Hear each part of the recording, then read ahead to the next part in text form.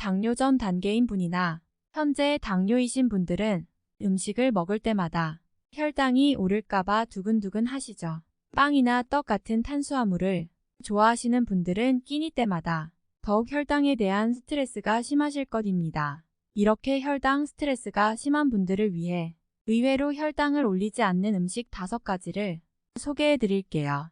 쭉 살펴보시면서 혈당과 건강을 모두 지켜주는 정보를 빠짐없이 얻어 가시기 바랍니다. 첫 번째 음식은 녹두입니다. 당뇨에 걸리면 쌀부터 현미로 바꿀 정도로 현미밥이 당뇨인에게 좋다는 것은 널리 알려져 있는 사실입니다. 그런데 녹두가 당뇨에 좋다는 것은 의외로 모르시는 분이 많습니다. 녹두가 당뇨에 좋다는 것은 실험으로도 증명되었는데요. 부산대학교 연구진이 당뇨에 걸린 흰쥐에게 기본 사료에 녹두를 5% 섞어 먹였더니 혈당과 총 콜레스테롤 농도가 낮아졌습니다. 또한 나쁜 콜레스테롤이라고 불리는 LDL 콜레스테롤과 중성지질, 인지질의 농도도 감소하고 좋은 콜레스테롤로 알려진 HDL 콜레스테롤은 높아져 녹두가 당뇨인의 혈당 유지에 전반적으로 좋다는 것이 확인됐습니다.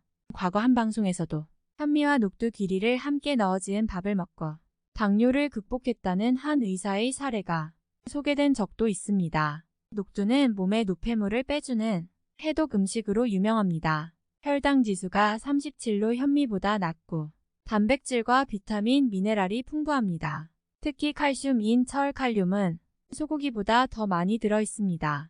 이러한 녹두의 효능은 껍질에 집중되어 있으니 되도록 껍질째 드시는 것이 좋습니다. 미리 불려두었다가 밥에 조금씩 넣어 드시면 간편하게 꾸준히 섭취할 수 있습니다. 다만 녹두는 차가운 성질이므로 몸이 냉하거나 설사가 잦은 분들은 많이 드시지 않는 것이 좋습니다. 당뇨에 좋은 두 번째 음식은 딸기입니다. 당뇨인들은 혈당 지수가 낮은 음식을 조금씩 자주 먹는 것이 좋습니다. 아무리 혈당 지수가 낮은 음식이라도 한 번에 많이 먹으면 혈당을 올릴 수 있기 때문입니다. 보통 혈당 지수가 55 이하면 낮다고 보는데요. 딸기는 혈당 지수가 41로 낮은 편에 속합니다. 당뇨인이 음식을 먹을 때는 혈당 지수와 함께 혈당 부하 지수도 고려해야 하는데요.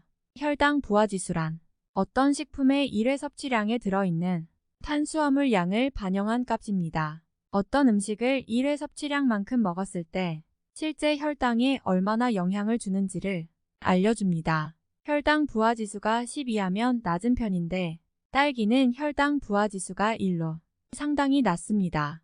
당뇨인이 딸기를 먹어도 혈당을 급격하게 올리지 않는다는 뜻입니다. 그러면 얼마나 먹어야 할까요?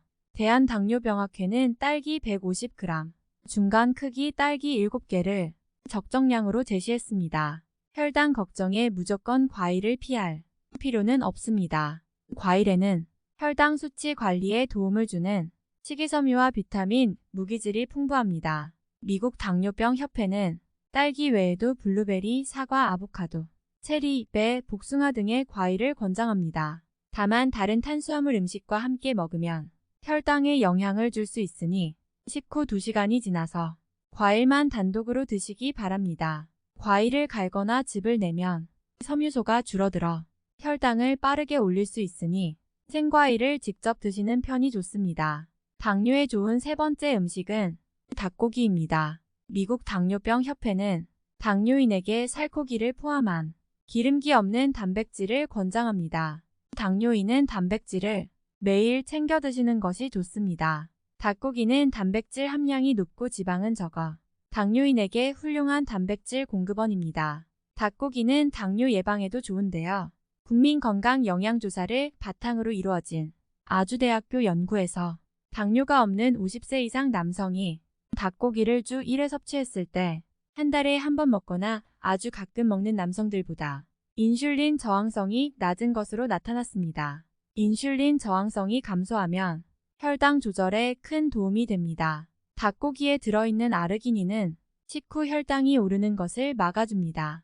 아르기닌은 닭가슴살과 허벅지 살에 가장 많으니 이 부위를 요리에 주로 활용하시기 바랍니다.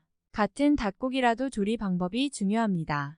닭고기를 고온에서 기름에 조리하면 활성산소가 만들어지므로 굽거나 튀기는 대신 물에 삶거나 쪄서 드시기를 권해드립니다. 닭은 껍질 밑에 지방이 모여 있으므로 껍질은 벗기고 드시는 것이 좋습니다. 백숙이나 삼계탕도 좋은데요. 삼계탕에 들어있는 찹쌀은 혈당 지수가 높으므로 덜어내고 드시기 바랍니다. 당뇨에 좋은 네 번째 음식은 땅콩입니다. 고소한 땅콩은 당뇨인에게도 좋은 간식입니다. 땅콩은 탄수화물이 적고 단백질 함량이 높으며 혈당 지수가 13, 혈당 부하 지수가 1로 아주 낮아서 혈당에 큰 영향을 주지 않습니다. 적은 양만 먹어도 포만감이 오래가서 체중 조절에도 도움이 됩니다. 그렇다고 지나치게 먹어서는 곤란하겠지요. 땅콩의 하루 권장량은 30g으로 15알에서 20알 정도가 적당합니다. 땅콩에는 마그네슘이 풍부한데요. 마그네슘은 인슐린 저항성을 줄여주고 혈당을 낮춰줍니다. 땅콩은 좋은 지방이 풍부해 심장 건강에도 도움을 줍니다. 땅콩에 들어있는 아미노산 L아르기닌이라는 물질은 콜레스테롤 수치를 조절하고 혈관 기능을 향상시켜줍니다.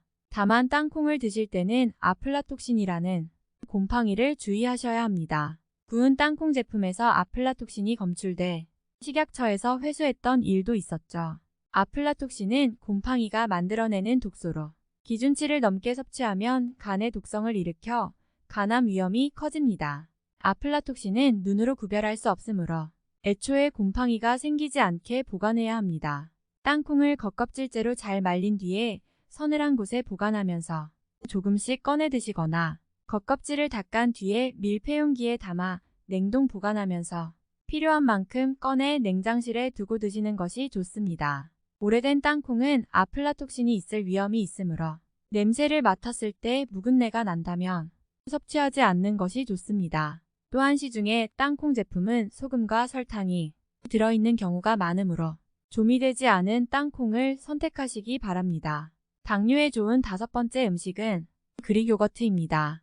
그릭 요거트는 일반 요거트보다 단맛도 덜하고 다소 뻑뻑하지만 건강에는 훨씬 좋습니다. 그릭 요거트는 우유를 농축한 뒤에 유산균을 넣어 발효한 식품으로 프로바이오틱스가 풍부해 장 건강에 도움을 줍니다. 농축 발효 과정에서 유당이 일부 제거되므로 일반 요거트보다 탄수화물이 적고 단백질, 칼슘 등 주요 영양소가 2배 이상 많아 당뇨인에게 좋습니다. 시중에서 그릭 요거트를 고르실 때에는 설탕이나 식품 첨가물이 들어있는지 꼼꼼히 확인하시기 바랍니다. 지금까지 의외로 혈당을 올리지 않는 5가지 음식에 대해 살펴봤습니다. 혈당 반응은 사람마다 다를 수 있으니 음식 섭취 후에는 실제 몸이 어떻게 반응하는지 혈당을 확인해 보시기 바랍니다. 오늘 영상이 도움이 되셨다면 좋아요를 눌러 응원해 주시기 바랍니다. 구독과 알림 설정을 하시면 앞으로도 건강에 도움되는 정보를 빠르게 받아보실 수 있습니다. 더 좋은 영상으로 찾아오겠습니다. 감사합니다. 오늘도 건강한 하루 보내세요.